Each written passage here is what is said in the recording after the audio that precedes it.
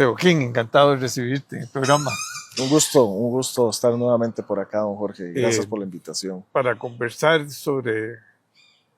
el mundo está transformándose. Esto de las criptomonedas, por ejemplo, son el blockchain, de Bitcoin. Se hablaba anteriormente, creo que comenzó con el 2008, 2010. Pero ya ahora ha evolucionado. Hay países que aquí en Costa Rica ya se mueven las criptomonedas, ¿verdad? Muchas zonas, ¿verdad? Y lo interesante es que, bueno, hay riesgos, lógicamente, ¿verdad? Hay que ser muy cuidadoso. No se trata de que todas... Lo que sí es un hecho es que han subido algunas en valor fuertemente, ¿verdad? Pero ya ahora el movimiento de las criptomonedas es de todos los días en la bolsa, ¿verdad? Sí. Este tema de las criptomonedas es un tema, digamos, que se discute mucho y surge, como vos bien acabas de mencionar, el white paper del Bitcoin se escribe en el 2008, en plena crisis financiera, es decir, dando inicio con la crisis financiera del 2008, y nace, algunos dicen, porque nadie sabe exactamente quién es el autor de este white paper del Bitcoin. Nadie sabe si es una persona, si es un grupo de personas, etcétera. Pero, ¿Y qué respaldo tienen atrás? O sea, porque siempre está ligado a una... Algunos dicen a tierras raras, otros a oro, otros a... En fin, diferentes estructuras, pero yo he visto aquí costarricenses que le dan servicio de energía, o sea, gente sí, que tenía antes, le vendía energía al ICE, que eran pequeñas plantitas de estas hidroeléctricas, y ahí tienen ahora computadoras que son básicamente como la base de, de, del respaldo de todo el movimiento que se da en criptomonedas. sí, no es tanto el respaldo, sino, digamos, para ir un poquito atrás y luego, digamos, caer en eso El del respaldo propiamente tecnológico, me refiero.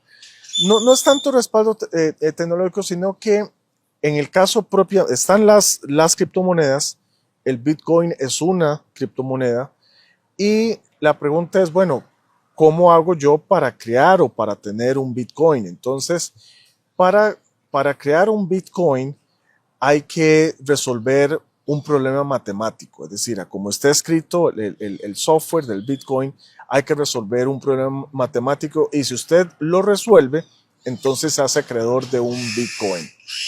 Ahora, para resolver ese problema matemático se requiere un poder computacional muy fuerte. Entonces, ahí es donde viene el asunto de la energía, es decir, las computadoras están trabajando 24/7 y a su máximo poder. Entonces, eso consume mucha energía, y hay gente que tiene computadoras al lado, una a la par de otra, todas tratando lo que se llama minar un Bitcoin.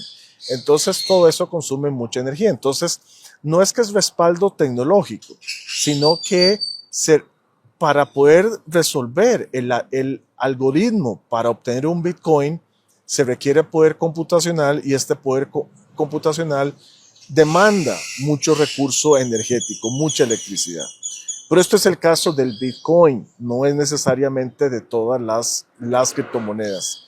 Y como venía diciendo antes, ¿por qué una criptomoneda? Bueno, nace por una rebeldía, por decirlo así, contra la existencia de la banca central.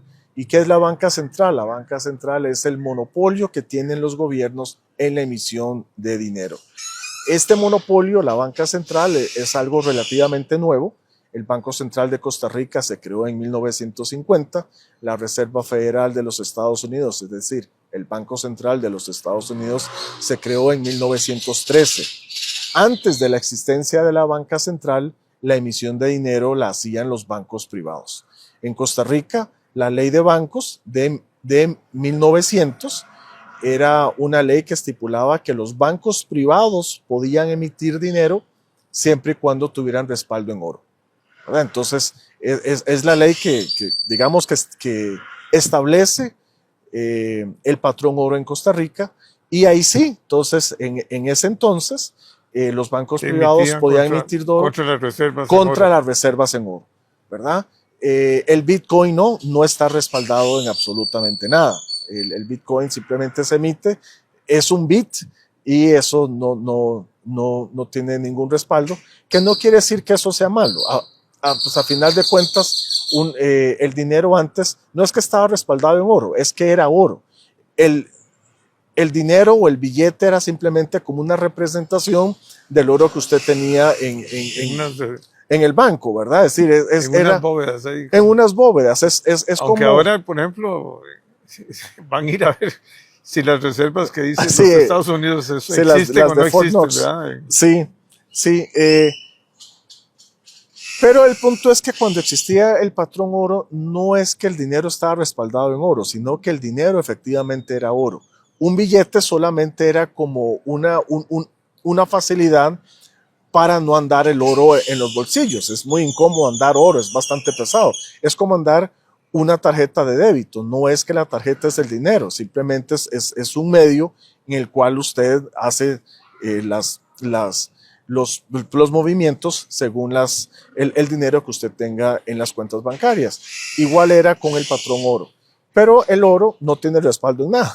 Pues a final de cuentas hay un concepto en economía que el valor de las cosas es subjetivo, ¿sí? No existe tal cosa como valor intrínseco. Entonces, todo esto es para decir que no hay ningún problema de que el Bitcoin no tenga, o ninguna criptomoneda tenga respaldo en nada.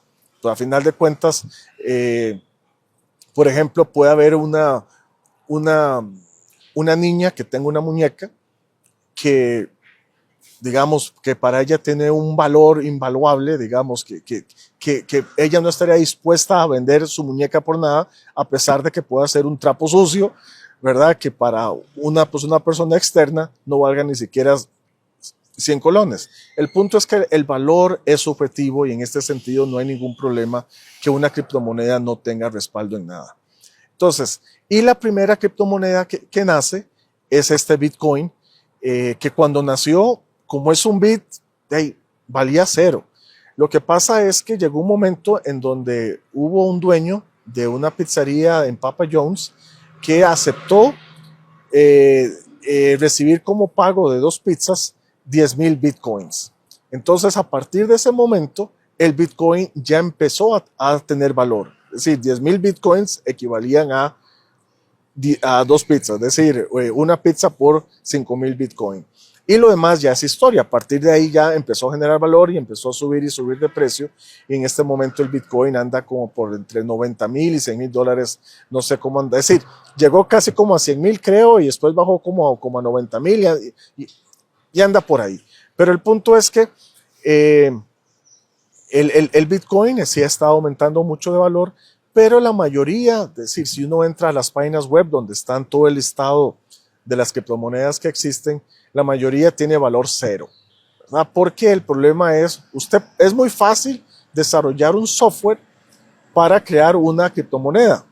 El quid del asunto es cómo hace usted para darle ese valor a la moneda. Algo, digamos, recientemente, vos me preguntaste antes de empezar el programa, lo de Argentina, con el caso de Milei, está esta moneda Libra que valía cero.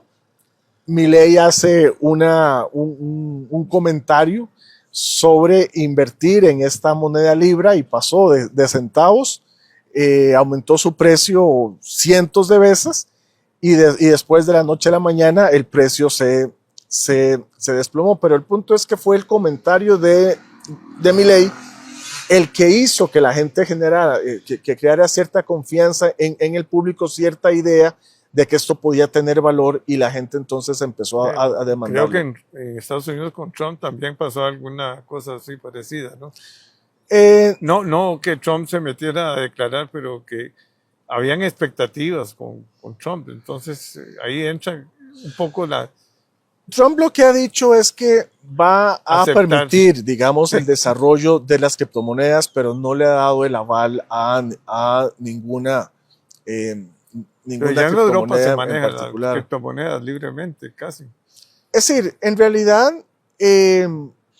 a nivel constitucional, digamos, inclusive en el caso de Costa Rica, la Constitución dice que las transacciones voluntarias que no dañen a terceros no deben estar reguladas, ¿verdad? Y de ninguna manera. Entonces, en ese sentido, es decir, el principio es que cualquier transacción voluntaria es automáticamente legal, ¿verdad? Entonces, para los que creemos en la libre emisión de dinero y que creemos de que realmente debe surgir un dinero privado que compita con la emisión de el dinero emitido por la banca central, es un horror que el gobierno meta las manos y legalice las criptomonedas, como en el caso de El Salvador, que mucha gente alaba, muchos creyentes en el Bitcoin alaban que El Salvador haya legalizado el uso de la criptomoneda y que le haya dado, perdón, al Bitcoin, y que le haya dado poder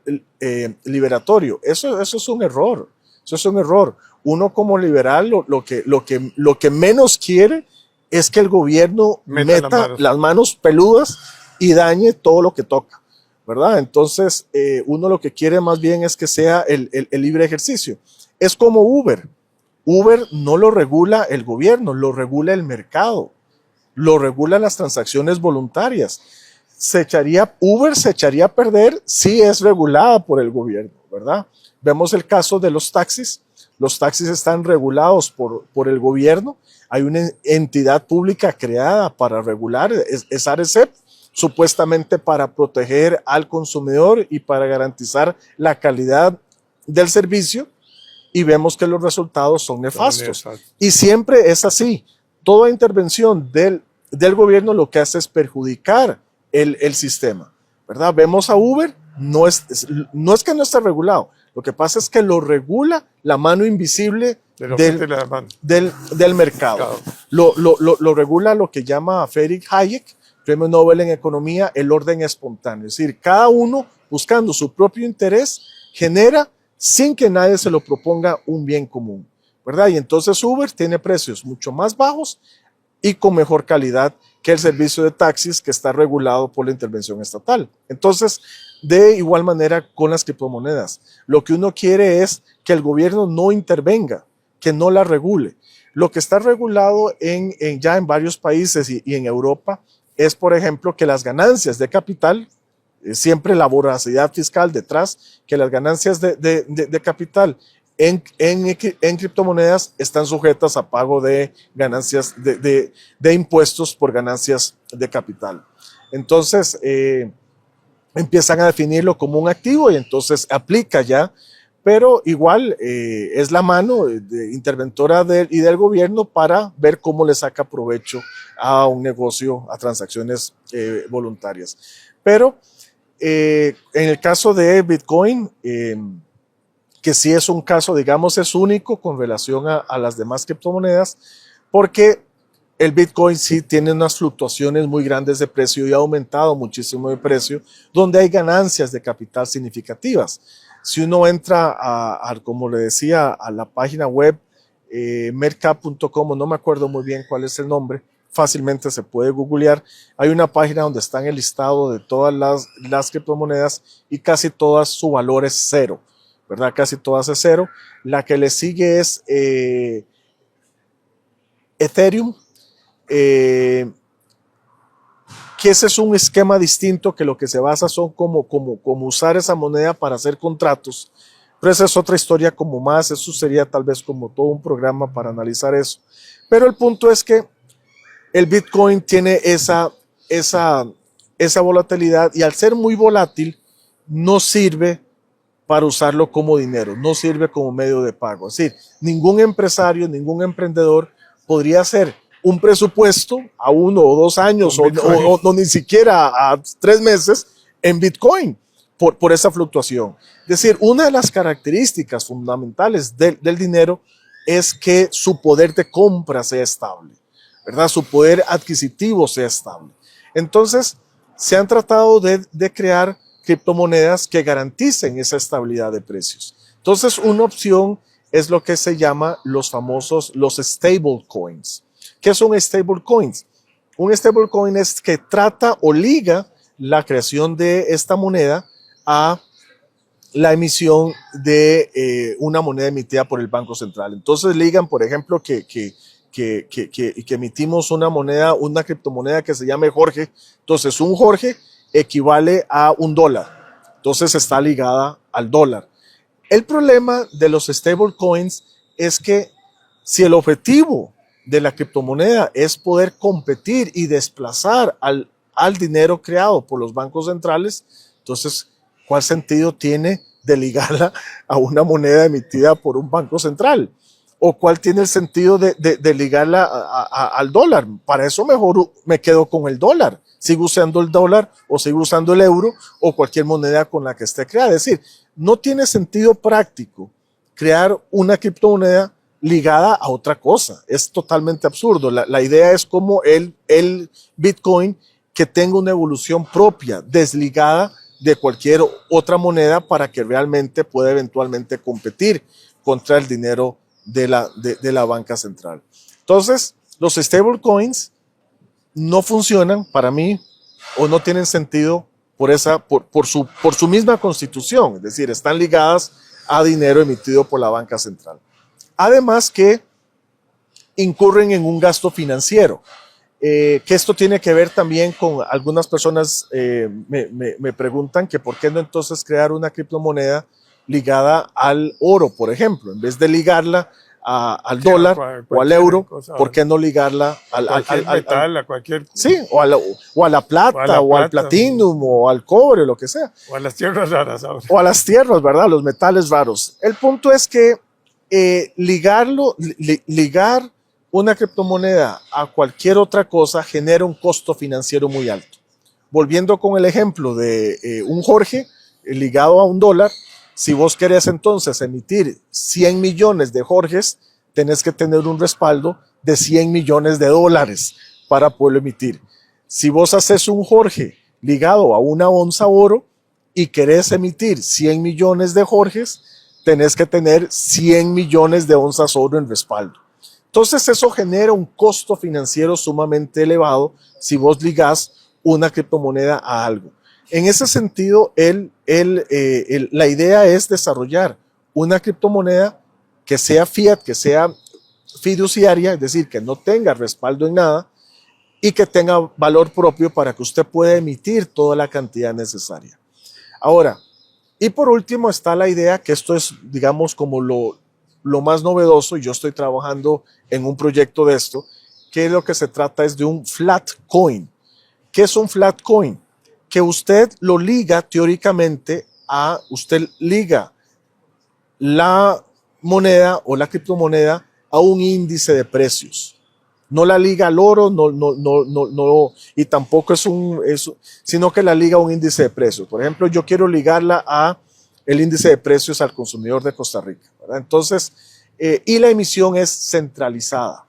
Entonces, porque el Bitcoin, una para mí de las desventajas, aunque para muchos es una ventaja del Bitcoin, es que el Bitcoin se emite de manera descentralizada. Es decir, todo el que quiera crear un Bitcoin puede poner su computadora y tratar de minar Bitcoins. Entonces, por eso se llama descentralizado, y para mí eso es una desventaja. Porque como había dicho anteriormente, la característica fundamental del dinero, si queremos que una moneda privada se pueda utilizar para que un empresario pueda hacer sus presupuestos, pueda pagarle los salarios a sus empleados en esta criptomoneda, etcétera, para poder hacer créditos, necesita que haya estabilidad de precios. ¿Y qué es lo que garantiza que haya estabilidad de precios con una moneda? Igual, el principio de oferta y demanda. Es decir, necesitamos desarrollar una criptomoneda cuya oferta se mueva o se pueda mover al mismo ritmo que las variaciones de la demanda. Que si la demanda aumenta un 10%, yo tenga la posibilidad de incrementar la oferta monetaria en un 10% para garantizar estabilidad en el poder de compra. Si la emisión de la criptomoneda está de manera descentralizada, no hay manera posible, técnica, tecnológica o como usted quiera decirlo, de garantizar ese equilibrio entre oferta y demanda. La única manera de garantizar un flat coin, de que un flat coin, como dije anteriormente, la idea de flat coin es garantizar, ligarlo a un índice de precios, es que la oferta, tengo yo una oferta centralizada en la emisión. Entonces, esta es la idea de crear una criptomoneda de emisión centralizada, y la idea es, bueno, cómo desarrollarla, pero ya eso es un asunto ya más propiamente de la estructura del negocio, José, y ahí estamos en eso. Pero bueno, eso es un poquito. Pero eso es una realidad económica que ya se mueve mucho Bitcoin en muchos lados y todo el mundo, mucha gente lo acepta como pago. Sí, usted mencionó algo importante, ahora que usted dijo eso, me trajo a colisión algo que es sumamente importante. Los bancos centrales del mundo, la mayoría de los bancos centrales del mundo están estudiando cómo crear, es decir, cómo pasar de dinero físico a dinero digital. Ya China, por ejemplo, creó el yuan es 100% digital y esto genera una amenaza contra la seguridad y la privacidad de los agentes económicos. Porque usted puede decir, si el dinero es digital y es 100% digital y es emitido por los gobiernos y únicamente por los gobiernos, el gobierno puede saber exactamente en qué gastó usted, dónde gastó y cómo lo gastó, cuándo lo gastó y a quién le dio la plata. O sea, lo tiene controlado. Totalmente. Y eso es un peligro. Porque, por ejemplo, qué sé yo, supongamos que el Partido Comunista Chino se entera que vos financiaste a una organización pro libertad y pro democracia. Y ahí, como el dinero es digital, con un botón, es decir, con un clic, te pueden hacer desaparecer todo el dinero que vos tengas. Bueno. Entonces es una amenaza muy grande. Entonces, y todos los bancos centrales del mundo, como un 70% de los bancos centrales del mundo están estudiando cómo convertir lo que se conoce el Central Banking Digital Currency, CDBC, el punto es Central Banking Digital Currency. Entonces, es urgente, don Jorge, es urgente desarrollar una criptomoneda privada que realmente pueda competir contra la emisión de la banca central y contra los eventuales dinero digital de la banca central para garantizarnos nuestra privacidad en las transacciones, ¿verdad? No se trata de hacer transacciones pues delictivas ni nada, simplemente un asunto de que tenemos un ámbito de vida privada en donde no queremos que nadie se meta, ni el gobierno se meta a ver qué estamos haciendo, ¿verdad? Y entonces en este sentido urge el desarrollo de lo que yo llamo un flat coin. Para mí el flat coin es realmente lo que va a poder desarrollar una criptomoneda que compita contra la banca central. Bueno, muchas gracias, José. Muchas gracias a vos, don Jorge, por la confianza. Muy interesante. Muchas gracias.